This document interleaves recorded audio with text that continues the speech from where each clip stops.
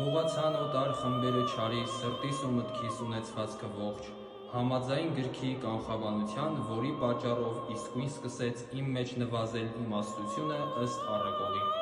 և ավելանալ ցանկությունները դեպի ամբարին։ Հոգուս աչքերը չհառեցի ես իմ կյանքի գլուխ Սուրբ Քրիստոսին, որ ընթանայի ճիշտ ճանապարհով, կամելով գնալ ավելի ուժգին թաղվեցի սաստիկ, անչափին ձգտել իմին չհասա, բարձրագույններին ծառանալ հասնել, նույնիսկ տեղից սել գահավիժեցի։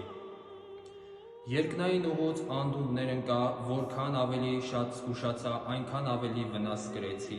ժանելով մնալ անվթար, անկեղծ, խորտակվեցի ու ջարդվեցի սպառ, մաքարել նաև ձախ կողմի վրա գայթեցի աջով, նորը ձեռք բերել, նախկինն էլ կորցրի, չնչին բաների հետևից ընկած, կարևորներից զրկվեցի հավետ, մինչդեռ ուխտն էի պահել ցանկանում, դաշտը դրժեցի։